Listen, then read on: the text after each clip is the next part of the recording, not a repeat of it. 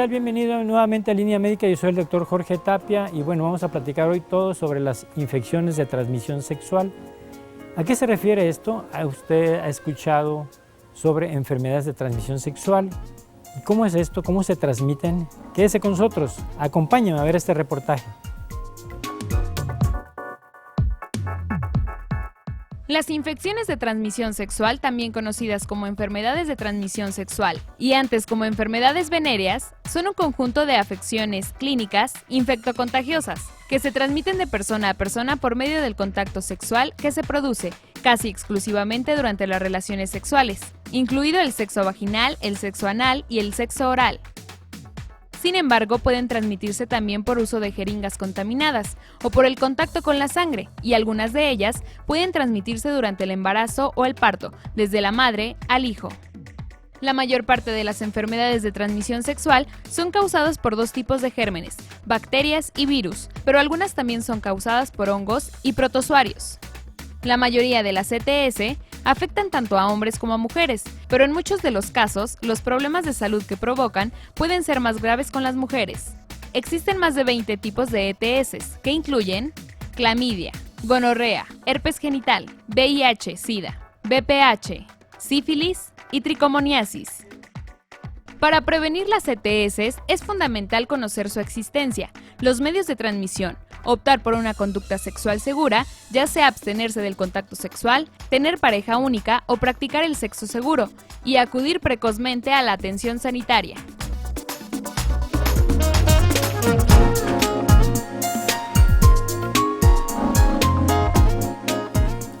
Bueno, como le comenté al principio, hoy vamos a platicar todo sobre las infecciones de transmisión sexual, antes llamadas enfermedades. Le hemos cambiado este rubro, bueno, pues vamos a explicar por qué. Hoy tenemos invitado a la doctora Cindy Patricia Pérez Arellano. Bienvenida, doctora. Hola, ¿qué tal? Muy buenas tardes. Gracias. Al doctor Jorge Gamboa Marroquín. Muchas gracias por la invitación. Bueno, pertenecen al Instituto de Servicios de Salud del Estado de Aguascalientes con un es. cargo de... Soy la responsable estatal del programa de VIH, SIDA, infecciones de transmisión sexual y micobacteriosis. Doctor. Sí, yo soy el coordinador del Centro Ambulatorio de Atención y Prevención de VIH, SIDA e infecciones de transmisión sexual de la Secretaría de Salud. Bien, bueno, pues vamos a arrancar este programa tan interesante. Empezando, bueno, pues hoy día se habla mucho sobre las enfermedades, más bien de las infecciones. Vuelvo a repetir que se le ha cambiado este rubro. ¿Cuáles son las infecciones de transmisión sexual, doctora? Las infecciones de transmisión sexual las consideramos nosotros aquellas que se transmiten de persona a persona y en las cuales la vía es de manera sexual. Sí, todo va relacionado con relaciones sexuales. Tenemos que dejar bien claro que tenemos que cambiar el término de enfermedades de transmisión sexual a lo que son infecciones. Tenemos que catalogarlas como lo que son una infección que tiene un tratamiento y un seguimiento. Antes el término enfermedad se asociaba mucho con enfermedades que eran para toda la vida, entonces el término infección tiene un término, tiene un tratamiento y tiene un seguimiento adecuado. Claro. ¿Cuáles son las principales enfermedades que se dan de transmisión sexual, infecciones? Principalmente nosotros lo que encontramos dentro de nuestro rubro social, pues tenemos desde clamidia, tenemos las vulvovaginitis, tenemos lo que es el virus de la inmunodeficiencia humana, lo que viene siendo también tricomona. Sí, sífilis. La Organización Mundial de la Salud maneja que existen cerca de 300, casi 400 millones de infecciones de transmisión sexual al año y cada día existen 900,000 nuevos casos. Entonces, lo más común son los que menciona la doctora. Claro. Dentro de... Aquí en nuestro estado nos interesa mucho cómo está trabajando el Instituto de los Servicios de Salud del Estado de Aguascalientes, mediante las detecciones, doctor, mediante cómo abordar el abordaje más que nada hacia los pacientes. Sí, seguimos estando con un problema de subdiagnóstico. Las infecciones de transmisión sexual no están llegando a recibir una atención médica. Siguen estando tratadas en su casa o por algún remedio de algún familiar o algún remedio casero y tenemos un problema de subdiagnóstico. Aquí la invitación es que si tienen algún tipo de alteración en su cuerpo, ya sea secreciones, comezón o algún tipo de lesiones en su piel, se acerquen a un médico. ¿Para qué? Para que reciban la atención adecuada y con eso darle el seguimiento adecuado. Por otra parte, la mayoría o el gran porcentaje de trabajo que hacemos en la Secretaría de Salud es prevención. Tratamos de tener campañas bien dirigidas a poblaciones clave. ¿Para qué? Para realizar pruebas rápidas, ya sea de VIH, de sífilis o de hepatitis. Con esto damos un pronóstico adecuado de tratamiento y de seguimiento. Claro. Doctora Pérez, en cuanto al mecanismo de transmisión de este tipo de infecciones, acaba de mencionar algunas, vamos desglosando cada una cuál es el mecanismo de transmisión. Sí, mire, bueno, iniciamos con la de contacto sexual, la vía coito-vaginal, ¿sí? Que es una de las principales, anal u oral, que son las más comunes. Sí, es importante que conozcamos el mecanismo de transmisión sexual. Es diferente el riesgo de transmisión de una relación sexual anal que vaginal. Vaginal, genéticamente está diseñada la vagina para tener relaciones sexuales, a diferencia de otro tipo de mucosas. Podemos clasificarlas en lo que son síndromes. Si nosotros tratamos de clasificarlas, es mucho más sencillo. Por ejemplo, lo que sería un síndrome ulcerativo, que es la presencia de úlceras en genitales y que se va relacionado con algún tipo de infecciones de transmisión. Por ejemplo, las úlceras son como pérdidas de la continuidad de la piel y pueden ser, por ejemplo, si son dolorosas, relacionadas con gonorrea o con herpes, y si no son dolorosas van relacionadas con sífilis. Entonces, todo ese tipo de datos nos van orientando hacia la causa de este tipo de infecciones. Claro. Una de las preguntas también interesantes en que hay relación si alguna paciente tiene o tuvo hepatitis B o hepatitis C con el VIH. Sí, de hecho es un factor de riesgo cualquier tipo de infección de transmisión sexual para el desarrollo de alguna otra infección de transmisión sexual. Va muy de la mano, por ejemplo, hepatitis con VIH o sífilis con algún otro tipo de alteración. En el cuestionario interrogatorio que nosotros hacemos dirigido a los pacientes buscamos eso, ITS previas principalmente durante el último año, y ese es un factor de riesgo para desarrollarlas unas más adelante. Por ejemplo, el hecho de tener hepatitis, tiene que hacerse todo el escrutinio de lo que es pruebas de BDRL para buscar sífilis, pruebas rápidas de VIH, B y C, porque también son de transmisión sexual. Claro. Y de hecho la OMS nos hace mucho hincapié efectivamente en la prevención de todo este tipo de transmisiones, infecciones de transmisión sexual, por el hecho de, como dice el doctor, siempre van unidas. Si ya se presenta una, generalmente se pueden ir ahora sí que acumulando, y va una, va otra, es decir, podemos tener sífilis, podemos tener VIH. Entonces, a final de cuentas, la presencia de infecciones de transmisión sexual son antecedentes importantes para que se desarrollen otras más. Claro. ¿En qué momento puede acudir estas personas a revisarse o acudir al doctor? Realmente nosotros tenemos todas las unidades de salud, cuentan con médicos. Aparte tenemos la UNEM Capacit, que es una área de atención especializada. Y lo más importante es que pueden acudir en el momento en que ellos lo requieran. Es decir, contamos con una muy buena cobertura, por lo tanto tenemos la eficiencia como para poder brindar inclusive el tratamiento, el método diagnóstico y la consulta para poder otorgar un tratamiento integral. Claro. ¿Dónde se encuentra esta unidad para atención? La UNEM la tenemos en Artillero Mier. Sí, es Artillero Mier sin número en el Complejo Médico Tercer Milenio. Estamos a espaldas del estacionamiento del Hospital Tercer Milenio. Nosotros funcionamos de 8 de la mañana a 3:30 de la tarde de lunes a viernes. No solamente damos, mucha gente se va con la idea que es la clínica de VIH, sino vamos a ver todo lo relacionado con son ITS. Entonces damos desde pláticas, consejería, podemos regalar condones, lubricantes y principalmente invitarlos a que se acerquen a esta clínica. Claro. Hay muchos mitos sobre las enfermedades o las infecciones de transmisión sexual. Por ejemplo, si algún joven, porque tenemos estadísticamente que estas infecciones se presentan más en jóvenes. Vamos a empezar por las edades, doctor. ¿Entre qué edades y qué edades se presentan más estas infecciones? Y como su nombre lo dice, va relacionado con vida sexual activa. Entonces, el grueso de nuestra población es entre 15 y 49 años. Y a diferencia de otros países, sigue siendo muy a la par lo que es el diagnóstico de ITS. Pero sí, todavía sigue un poquito más el porcentaje de 52 contra 48 en hombres. Claro. Aquí me llaman la atención también los métodos de protección y la responsabilidad más que nada de los jóvenes. Sí.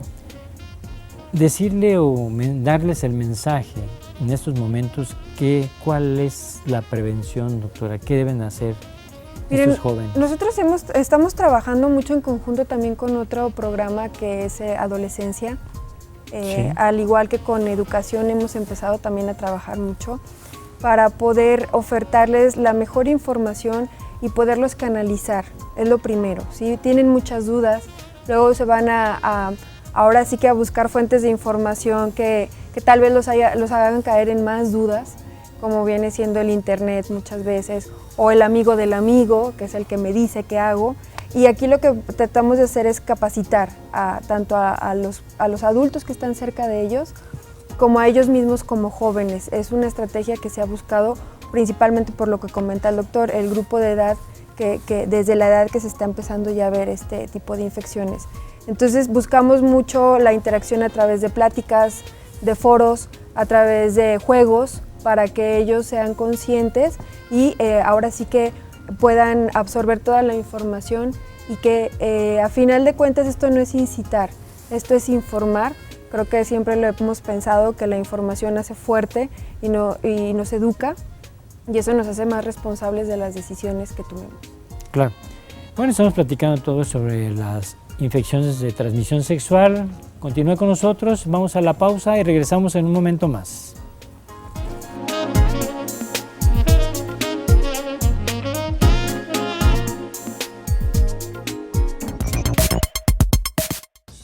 ¿Sabías que? Actualmente cada año se dan cerca de 400 millones de nuevos casos de enfermedades de transmisión sexual en todo el mundo, el 90% entre los 15 y los 30 años, y sobre todo en menores de 25 años, solteros y sexualmente activos, además de los niños que nacen infectados.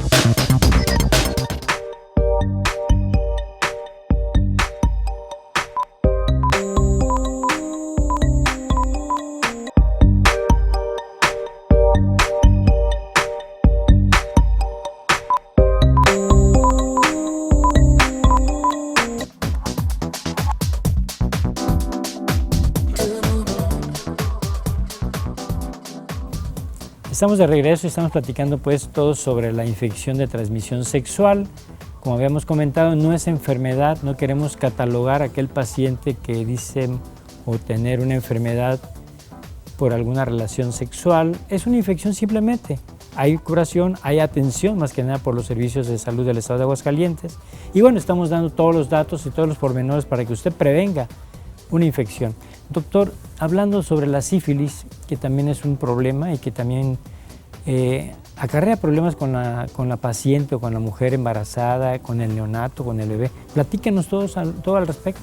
Sí, es importante que durante el embarazo realicemos pruebas de VDRL para buscar infección de transmisión sexual, pruebas de VIH mínimo una durante todo el embarazo.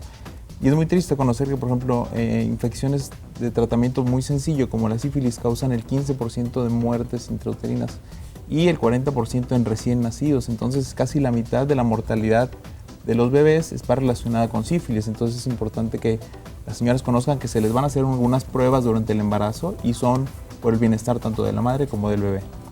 Sí, como decía también el doctor, bueno, es una enfermedad que muchas veces, una infección, perdón, que muchas veces por ser hasta cierto punto asintomática o se confunde que el flujo pudiera ser normal, pues muchas veces es, como ya se ha comentado, muy poco diagnosticada porque la paciente o los pacientes no acuden a los servicios de atención. También, por ejemplo, lo que es gonorrea y clamidia, no diagnosticada durante el embarazo, causa hasta 4,000 nacimientos con ceguera de niños. Entonces, son pruebas realmente sencillas y que deben de ser de rutina, que deben de ser realizadas, porque las consecuencias son muy graves. Muy graves. Claro, y esto no se da a conocer muchas veces a las personas, a la gente, y están preocupados porque dicen, bueno, pues, ¿por qué tiene mi hijo este problema? Porque no se detectó a tiempo, simplemente porque no acudió al médico. Entonces, hacer la invitación que todos y todas tenemos que revisarnos para detectar este tipo de infecciones, ¿no?, de transmisión sexual que en algún momento puede dejar una secuela. Y hablando de secuelas, doctor, hablando de la hepatitis, ¿puede tener una mujer embarazada a su bebé y que deje secuelas en el bebé? El problema con la hepatitis es que es una infección por un virus que causa alteraciones a nivel hepático. El hígado, como conocemos, es el laboratorio de nuestro organismo y trata muchos procesos internos. El problema de la hepatitis A, que no va relacionada con transmisión sexual, pues es la más común, pero la hepatitis B y C sí van directamente relacionadas con el tipo de transmisión sexual. El problema en este caso es que no solamente tiene alteraciones a nivel del hígado, sino también causa problemas más adelante como esteatosis hepática, cirrosis y cáncer de hígado. Entonces es también muy importante detectarla y tratarla. Claro. Si una persona tuvo una infección de transmisión sexual, ¿puede volver a tener? Claro. ¿Puede volver a repetir o puede volver a recurrir? Sí. ¿Con la misma o con otra? Puede ser con la misma dependiendo de la gente que la esté ocasionando. Recordemos que la pueden ocasionar virus, bacterias, inclusive parásitos.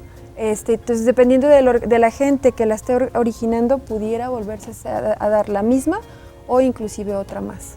Un caso que nos pasa muy frecuentemente, por ejemplo, la sífilis, cuando se presenta la primoinfección, el primer contacto con el treponema, que es lo que lo causa, presentan un tipo de lesiones y son indoloras, entonces las personas no acuden a atenderse o reciben algún tipo de tratamiento o crema en su domicilio, y esto hace que la lesión, por la historia natural de la sífilis, desaparezca. Y no quiere decir que se curó, sino la bacteria va a estar latente, en toda su circulación y puede durar hasta 20 años. Al transcurso de 20 años puede dar alteraciones a nivel del cerebro y causar hasta la muerte. Claro, es importante hablar todo sobre esas infecciones, qué consecuencias y qué secuelas puede dejar en los bebés, en la gente, no sé, cuando las tienen... mujeres. Más que nada las mujeres. Y como lo comentamos, son enfermedades silenciosas, ¿no, doctora? Por ejemplo, hay a veces, no sé, alguna ulceración, como lo dice el doctor, y la mujer no va a checarse, a hacerse un papanicolau, a hacerse un chequeo general, y ahí está detectable. Sí. Platíquenos un poquito sobre estas infecciones poco detectables y que pueden existir. Usted lo dijo muy bien, muchas veces son lesiones internas, muchas veces lo único que generan son flujo vaginal o uretral también pudiera ser, pero muchas veces se relaciona con algo normal, ¿sí? O creemos que no nos va a pasar. Entonces, parte efectivamente de la prevención, por ejemplo, una mujer, su papá Nicolau, sería un método muy bueno para poder detectar este tipo de lesiones, ulceraciones internas y que nos fueran guiando en nuestro diagnóstico y poder tratar a tiempo una enfermedad de este tipo. Como dice el doctor, muchas veces simplemente el cuadro clínico va tomando su curso, desaparecen ciertas lesiones, pero eso no quiere decir que haya una curación. Entonces, este tipo de diagnóstico es difícil por eso, porque se esconde y porque no tenemos esta cultura de la prevención, de hacernos chequeos rutinarios o inclusive un examen de laboratorio que nos permita saber qué está pasando con nosotros. A final de cuentas, ser conscientes que si estamos teniendo una vida sexual activa, el riesgo está. Claro. Me llama la atención también sobre hablar un poquito sobre el virus del papiloma humano, que también es otro virus que se esconde por ahí, como dice la doctora, anda escondido y bueno, quien tenga relaciones sin protección o sin responsabilidad, bueno, pues ahora sí que según su sistema inmunológico de anticuerpos es el que la va a adquirir. Platícanos un poquito, doctor, sobre el virus del papiloma humano. Sí, el virus es un virus igual, similar al del VIH, que tiene la necesidad de reproducirse para poder sobrevivir. Existen acerca de un poco más de 100 familias identificadas o subtipos del VPH. De esto es importante que ubiquemos que solamente 2 familias pueden generar lo que es el cáncer. Mucha gente dice, el virus del papiloma humano le tiene mucho miedo al cáncer. Actualmente la familia 16 y 18 tienen la capacidad de generar algún tipo de cáncer cérvico-uterino. Y por otro lado, los que nos van a producir lesiones, que son un porcentaje mínimo, son el 6 y el 8. Entonces es importante, la gente que tenga algún tipo de lesiones como verrugas o genitales, tiene que acercarse ¿para qué? Para retirarlos y evitar que crezcan. Pero las que nos causan verrugas no son familias que nos vayan a causar a la postre cáncer. ¿Cuál es lo preocupante? Que puede haber mujeres o hombres que tengan las familias que no presentan síntomas y desarrollar cáncer más adelante, porque son unas de las infecciones asintomáticas. Y por otro lado, existía la indicación de lo que era la vacuna del VPH. En este momento todavía estamos en la transición porque ha habido algunos casos de efectos secundarios. Entonces la recomendación en este momento es no aplicarse la vacuna del VPH. Claro, eso no va a evitar que no tenga, podríamos decir, porque mucha gente dice, me lo voy a poner, o mujeres, ¿no? Me la voy a poner para que no me dé el virus del papiloma humano, ¿no? Claro. Yo creo que hay que quitar este mito, podríamos decir, ¿no? Que no me va a pegar, no me va a dar si me pongo la vacuna. Sí. Y por otro lado, el problema de la transmisión es que el virus o el condón, el uso correcto del condón, no protege contra el VPH. Entonces es bien importante que dejemos claro, la transmisión puede ser por contacto directo a pesar de la protección con condón. Claro, y eso también, pues a veces algunos jóvenes con algunos mitos, como me voy a poner doble condón, Sí. doble preservativo para que no me Por transmitan alguna infección de transmisión sexual, ¿no? Así Doctor, es. hablando sobre las verrugas, también me llaman la atención verrugas virales, Ujú. como el herpes, El el herpes simple, el herpes genital, Ujú. que también es importante hablar y nos llama la atención porque muchas mujeres lo presentan y se da uno cuenta hasta la hora que ya van a tener a su bebé. El bebé. Oiga, ¿y esa Ujú. verruga? Sí, así ¿Y es. esa verruga por qué no se la atendió? ¿Cuánto es. tiempo tiene? No, pues como que lo vi normal, como que es algo de la carnita, de la piel que me salió por allí y no le di importancia. Claro. ¿Qué nos comenta al respecto sobre eso? Mire, yo creo que efectivamente esto trae un trasfondo, ¿no? Nos han enseñado a temernos a nuestro propio cuerpo. Yo creo que si conociéramos nuestro cuerpo, podríamos saber que no está bien. Ese es el primero. ¿Por qué? Porque así podríamos saber que algo no está correcto, que algo es diferente. Lo que viene siendo el herpes genital, como bien lo comenta, es muy notorio en la mujer, ¿sí? Ocasiona lesiones, pueden ser desde muy pequeñas hasta muy grandes, ¿sí? De verdad, y que a final de cuentas llevan a la mujer a callarlo por miedo a, ¿sí? ¿Por qué? Porque se ponen en dudas, en este caso muchas veces, pues sus actividades, vamos a decirlo así. Entonces, esto nos lleva a que la mujer se esconda, no se haga un diagnóstico a tiempo y esto va creciendo, va creciendo y va creciendo. A final de cuentas, en números el herpes, bueno, viene siendo sí de las más frecuentes, pero no la más frecuente. Entonces, como tal, es invitar a que efectivamente volvemos a lo mismo, cualquier lesión sea pues tratada y vista por un profesional de la salud. Claro, y además invitar a las mujeres que si es ginecólogo no voy porque es hombre. Claro. Si es ginecóloga sí voy porque es mujer, pero bueno, ¿cuántas no van con el ginecólogo y cuántas o pocas van con la ginecóloga? Entonces yo creo que aquí también arrancaríamos con una estrategia de un programa donde nos aboquemos a eso, ¿no? Invitar a las personas, a las mujeres, que acudan con el hombre ginecólogo, que no le tengan miedo, que quiten esos tabús que hay, ¿no? Es algo bien, digo, culturalmente creo que es algo que traemos muy arraigado, pero yo creo que nunca es tarde para invitar a toda la población a que efectivamente, y sobre todo a las mujeres, creo que lo hemos mencionado mucho, pero todavía sigue faltando trabajar en esto, que nos acerquemos a los servicios de salud, independientemente de quien la esté tratando, quien la vaya a tratar, es eso, es un profesional de la salud. Dejemos de lado si es hombre, dejemos de lado si es mujer. Entonces, acercarnos y de verdad tener la apertura para que nos puedan revisar, ya no dejarnos como mujeres llevar porque el esposo no quiere que me revisen, porque todavía pasa y de verdad, culturalmente empezar a cambiar esas ideas que yo ahí sí le pongo mucho énfasis a la gente joven como un transformador de este tipo de ideas y que a largo plazo podamos empezar a motivar a nuestras mujeres a que eso no sea una limitante. Claro. Bien dicho, doctora. Doctor, vamos a ir a la pausa, si me lo permiten, y regresamos en un momento más porque vamos a platicar todo sobre el VIH, que también es un tema muy interesante, de transmisión sexual también, y que hay muchas preguntas que hacer. Claro. Vamos a ir a la pausa y regresamos en un momento más.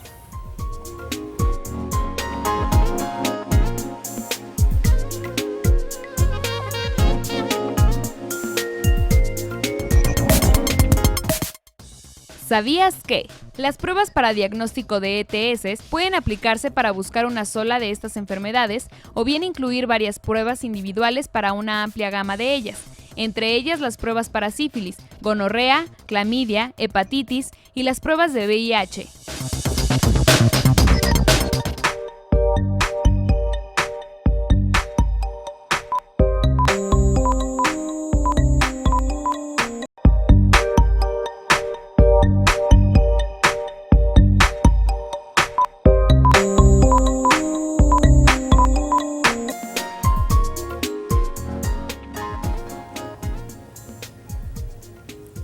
Estamos de regreso y estamos platicando todo sobre las infecciones de transmisión sexual. Les dije, vamos a platicar sobre el VIH. Y bueno, es un tema interesante, es una charla importante para que usted y su familia siga aquí en este canal todo sobre la salud más que nada. Y siempre lo he dicho, estamos preocupados siempre por usted, más que nada, usted que nos ve por este canal y bueno, cambiar un poquito la cultura y la educación de la prevención en salud. Doctores, interesante la charla sobre el virus del papiloma humano, interesante todas estas pláticas.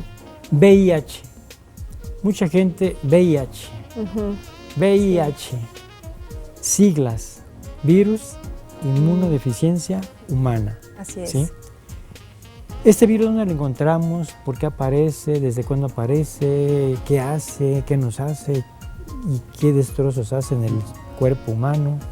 Muy bien. ¿Y a dónde nos lleva? Este virus fue identificado cerca a principios de los 80. Se dieron cuenta que existían enfermedades de personas adultas o con muy bajas defensas en personas jóvenes. Entonces se encontraban jóvenes con neumonías, con lesiones, con cáncer, con alteraciones, por ejemplo, hongos en la boca, y encontraron que el común denominador pues era la baja de las defensas. Identificaron la causa, que era el virus de inmunodeficiencia humana.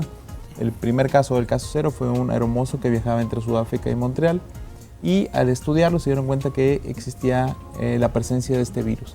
Este virus tiene la capacidad, para bien o para mal, de solamente atacar lo que son los linfocitos CD4, que son unos glóbulos blancos de nuestro organismo, y al atacarlos y empezar a ganar su lucha, empiezan a descender tanto sus defensas de las personas que son susceptibles a otro tipo de infecciones. Al ser susceptibles, obviamente pues cualquier tipo de gripe, bacteria, parásito o virus puede atacarlo, y es lo que causa las alteraciones que ya conocemos o lo que se desencadena la muerte de las personas que viven con VIH. ¿Cuánto tiempo puede durar este virus cuando ya se adquirió? Hay personas que duran poco tiempo, según su sistema inmunológico, anticuerpos, fallecen por alguna complicación, una infección secundaria seguramente, pero hay otras personas que tienen el virus. ¿Cuánto dura latente allí?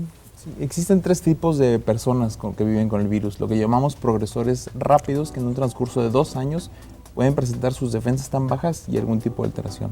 El promedio de la población, que es cerca del 80%, entre 8 y 10 años para alteraciones de las defensas, y hay lo que llamamos progresores lentos o progresores elite, que tardan hasta 20 años en tener alguna alteración de las defensas. Aquí el problema es que esas personas van a estar 20 años siendo capaces de transmitirlo si no están utilizando protección. En un diagnóstico. Claro.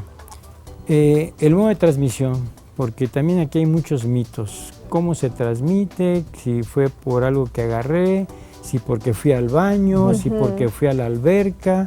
¿En dónde pesqué el virus del VIH? Ya está muy claro, ya está muy estudiado el hecho de la vía de la transmisión. La principal es la sexual, ¿sí? No, o sea, número 1 sexual. Número 2 pudiera ser a través de sangre. Afortunadamente en nuestro país contamos con un muy buen sistema de filtros y de estudio de la sangre para donarse.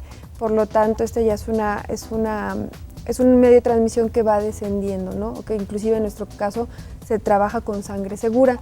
Y la otra viene siendo la perinatal o vertical, que es a través de la mamá, quien es portadora del virus, hacia su bebé. Esas son las vías más comunes. ¿Y cómo lo podemos detectar en este momento?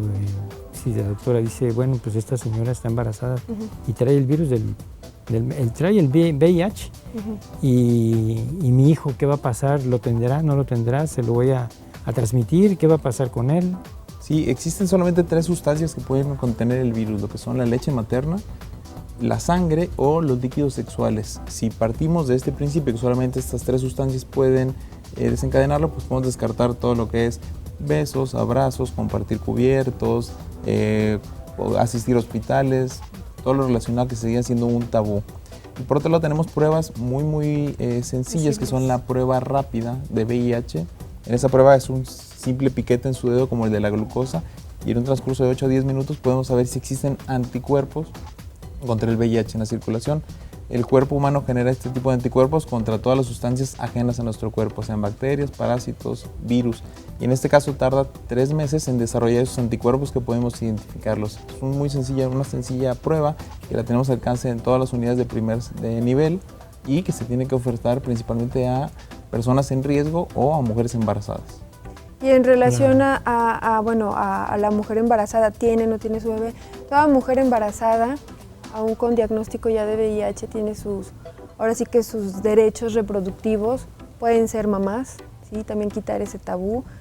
Únicamente, sí hay que llevar una asesoría médica muy estricta, se dan medicamentos, sus retrovirales, que se lleven de manera muy bien establecida, que se cumplan sus tratamientos adecuadamente y efectivamente evitar, por ejemplo, que el parto sea vía vaginal, evitar la lactancia materna y sobre todo también cubrir al bebé con un cierto tratamiento que nos ayude a prevenir que este bebé pueda llegar a desarrollar la enfermedad como tal. En un caso de un segundo bebé también pudiera ser que se pudiera transmitir. Sí, si la mamá tiene el virus en su circulación, el riesgo está latente, como menciona la doctora, durante el embarazo, durante el parto o posteriormente con la alimentación al seno materno. Es importante que recordemos que la sangre del bebé es completamente independiente a la de la madre, pero puede haber durante el embarazo algún tipo de sangrados o desprendimientos de placenta donde puede haber el intercambio de virus en la circulación. Es necesario que a las personas que viven con VIH, las madres, se les someta a una cesárea especial en la clínica de alto riesgo para evitar el contacto y posteriormente se da alimentación por suplementos alimenticios durante los primeros 6 meses para evitar el contacto con la leche materna. Claro. Síntomas. ¿Cómo me doy cuenta que un paciente, una persona tiene el virus, el VIH? Eso es bien importante porque siempre que vemos a alguien, oye, estás muy delgado, estás bajando de peso, estarás diabético. Ajá. ¿Qué onda? Dice, ¿dónde te metiste? ¿O qué pasa? ¿No? ¿Cuáles son los síntomas? Tenemos todavía la idea de los 80s y principios de los 90s de películas donde las personas eran completamente muy delgadas, con pérdida de peso, con lesiones en su cara, con ojeras, con problemas para comer. Y la verdad es que la realidad es que las personas que viven con VIH se presentan igual que las personas que no tienen VIH. Si 3 de cada 4 mexicanos padecemos sobrepeso o obesidad, pues las personas con VIH también son personas físicamente sanas. Claro. Tenemos que quitarnos esa idea de que una persona por su aspecto físico puede ser identificado o tachado como que tiene VIH. Solamente que se hagan estudios bien y de seguimiento se puede diagnosticar. Pero sí existen algunos síntomas que son a lo mejor un poquito generales que nos pueden orientar. Por ejemplo, pérdida de peso por arriba del 20% durante el último año. Por ejemplo, si alguien pesaba 100 kilos y al año pesa 20 kilos menos, pues sí es importante investigar. O evacuaciones diarreicas que no ceden a pasar del tratamiento por el transcurso de 2 meses. También son datos que nos orientan a que existe algún tipo de alteración, principalmente inmunológica. Claro, y aquí también hacer un diagnóstico diferencial, porque bueno, la pérdida de peso también puede ser por alguna otra causa, ¿no? A lo mejor diabético, a lo mejor una neoplasia, qué sé yo. Claro. Muchas otras causas, problemas de la tiroides también pudiera haber, pero bueno, sería cuestión de exclusión de estas patologías, de estas enfermedades y caer en el rubro de qué es el virus, el VIH. Claro, y sobre todo dejar muy claro esto, lo que ya comentaba el doctor, ¿no? No clasificar a alguien y sobre todo ante cualquier dato acudir, ¿no? Como dice, es un diagnóstico de exclusión, hay que buscar otras causas también, porque a final de cuentas lo que está ahí en problema vendría siendo el estado de salud de la persona, ¿no? Entonces, a final de cuentas eso no tiene una característica específica como para decir, tiene VIH, no, olvidémonos eso. ¿Qué es lo único que tenemos a la mano? Bueno, ofertar prevención y ofertar ahora sí que pruebas diagnósticas. Claro, y además que hay tratamientos. Claro. Hay tratamientos hoy día ya con la tecnología de punta que existe en la medicina. Aguascalientes no deja de ser un estado con una tecnología avanzada en cuestión de médica, en cuestión de aparatos y muchas cosas esas para detección oportuna, ¿no? Como lo están haciendo por parte del Instituto de Salud del Estado de Aguascalientes. Y que bueno, aquí me deja un buen sabor de boca en el que hay tratamientos, que la gente o las personas que nos ven dicen, híjole, ¿y ahora qué? Sí, ¿y ahora qué va a pasar? Yo lo adquirí, pero hay tratamientos. Sí, cambiar la mentalidad de que lo que era una infección aguda, que en 6 o 8 meses después del diagnóstico las personas fallecían, ahora el pronóstico de vida es de 35 años en promedio con un tratamiento adecuado. El tratamiento es efectivo y principalmente es completamente gratuito para todos los mexicanos. Entonces, lo tenemos, lo queremos ofertar y solamente es que las personas se acerquen con nosotros. El objetivo del tratamiento, como su nombre lo dice, son tratamientos antirretrovirales para evitar que el virus se multiplique. Y el objetivo es aumentar sus defensas para que no sea susceptible a infecciones y disminuir el número de virus en su circulación para evitar que el virus vuelva a ganar la batalla. Claro. Después de la pausa vamos a volver a repetir a dónde pueden acercarse las personas, Claro Oscar, que sí. si me lo permite. Vamos a ir a la pausa y regreso en un momento más. Todo sobre las infecciones de transmisión sexual.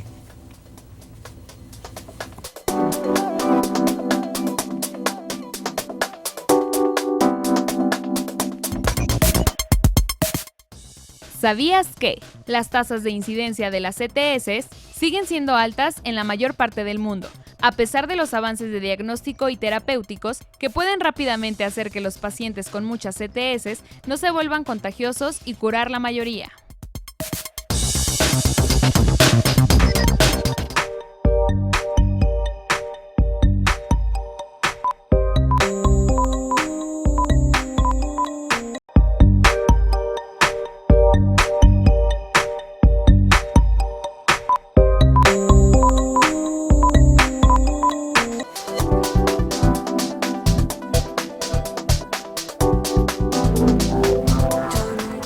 Bueno, ya estamos en esta última parte, todo sobre las infecciones de transmisión sexual. Como dijimos al principio, no es una enfermedad, es una infección que se puede curar, que puede remitir, que se puede controlar. Entonces, bueno, pues hay que acercarnos a los centros de salud, a alguna institución que usted tenga, que tenga derecho a biencia más que nada, y bueno, pues a su médico personal o familiar, donde ya tenemos tratamientos. En esta última parte, doctores, vamos a platicar todos sobre la prevención más que nada, cómo prevenir, la responsabilidad de cada quien, claro, que tenemos que adquirir, es muy importante hablar sobre esto, y cambiar este rumbo de la educación sobre otro estilo de vida más saludable. Así es, hacer mucho hincapié en los métodos de prevención que tenemos. Como Secretaría de Salud ofertamos condones masculinos, el preservativo femenino, que si no es demasiado conocido, claro que lo tenemos y estamos trabajando en la difusión del mismo, porque bueno, es una manera también del empoderamiento de la mujer hacia su vida sexual, ¿no? Tenemos lubricantes que ayudan a disminuir efectivamente lo que vienen siendo las lesiones internas al momento del roce del coito. Y esto también nos ayuda efectivamente a disminuir el riesgo de una infección. Contamos inclusive con métodos diagnósticos, contamos con folletería, contamos con personal especializado que los pueden orientar, lo cual es muy bueno. Tenemos medicamentos accesibles, a la población, como dijo el doctor, es gratuito. Tenemos consejería, como ya les había comentado, y tenemos muchísimo enriquecimiento en el aspecto de que estamos trabajando en pro de la salud de ellos, que lo único que les pedimos es que se acerquen y que sean muy abiertos a lo que tenemos que comentarles. Todo esto siempre respetando la sexualidad, libres de estigma y de discriminación, que es algo que se está pugnando mucho, no nada más para los pacientes que viven con VIH, sino cualquier paciente que se acerque a solicitarnos nuestro apoyo y nuestra asesoría. Doctor Gamboa, ¿qué nos comenta al respecto sobre este tipo de prevención? Como lo ha mencionado la doctora, bueno, hay muchos tipos, hay el condón, varios tipos, ¿verdad? Hay otras cosas que ofrecer a las personas que se acerquen allí y más que nada también decir a dónde se pueden acudir. Sí, nuestro caballito de batalla sigue siendo el uso correcto del condón. Antes se acostumbraba a repartir millones y millones de condones y el condón es una herramienta muy viable. Previene un embarazo no deseado en un 97% y una infección de transmisión sexual en un 95%, pero mientras esté bien utilizado. No importa la cantidad de condones que utilicemos, hay que utilizarlos correctamente. Un condón que no se utiliza correctamente puede disminuir su efectividad hasta un 40%. Entonces, fijarse en la fecha de caducidad también. Fecha de caducidad, dónde lo mantenemos, dónde lo compramos, dónde lo guardamos. Estamos acostumbrados en la cartera o en el carro y eso daña los condones. Entonces, si se utiliza correctamente, podemos estar seguros que podemos evitar en un muy alto porcentaje riesgo de embarazos y de infecciones de transmisión sexual. Las recomendaciones para realizarse la prueba rápida es todas las personas con vida sexual activa la realicen una vez al año. Personas que tienen actividades o relaciones de riesgo se puede realizar hasta cada 3 meses. Y nosotros estamos en UNEM Capacits, estamos en el Complejo Médico Tercer Milenio, nuestro teléfono es 977-2060, estamos en Artillero Mier sin número de lunes a viernes hasta las 3:30 de la tarde. Bien. Hay mitos también que existen aquí que muchos jóvenes quieren saber, ¿verdad? Dicen, bueno, yo tuve una relación sexual y, oiga, doctor, pues fíjese que fui al baño y me fui a lavar con agua con carbonato y limón para desinfectarme y estar libre de virus del VIH y todas las infecciones de transmisión sexual que hemos platicado al respecto, ¿no? Y así como esos hay muchos otros mitos, ¿no? Que si me tomo quién sabe qué, la automedicación también, ¿no? Que va la gente inmediatamente y va al día después, como la pastilla, ¿no? Del día después, pero a preguntar qué me tomo, doctor, o qué va con el boticario, con el amigo, y la automedicación. Sí, sigue siendo un problema la automedicación y además la desinformación. Mitos muy, por ejemplo, voy a tener relaciones sexuales y antes de terminar me voy a colocar el condón. Eso es completamente inútil. Por ejemplo, también personas que dicen, para mayor protección voy a utilizar 2 condones. El hecho de utilizar 2 condones favorece el roce entre ellos y favorece que se rompan. Entonces, o el simple hecho de colocar al principio el condón al revés y después darle la vuelta, eso disminuye el riesgo hasta un 40%. Entonces, son cosas a lo mejor muy sencillas que todo el mundo cree que los conocemos, pero es importante acercarnos ¿para qué? Para la orientación adecuada y la información válida. Claro, es mejor acudir con el profesional de la salud, como lo ha mencionado doctora, ¿verdad? Hay que acercarse, ¿no? a los centros de salud, ¿verdad? Donde estamos aquí dispersos, aquí en el estado, del Instituto de Servicios de Salud del Estado de Aguascalientes, y bueno, pues tenemos todo. Tenemos el material, tenemos los médicos, tenemos quien detecten estas infecciones, ¿no? Sí. Pues ya estamos terminando el programa. ¿Qué nos dejarían, doctores? ¿Qué recomendaciones nos darían o dejarían a las personas que nos están viendo en estos momentos? Pues yo comenzar con el hecho de que se acerquen, que tenemos, como usted lo dijo, todo. Somos muy afortunados que tenemos métodos de prevención, tenemos pruebas rápidas, tenemos medicamentos. Lo único que necesitamos es que la gente se acerque y que tengan la confianza, invitarlos a eso y que a final de cuentas somos servicios que estamos para ellos.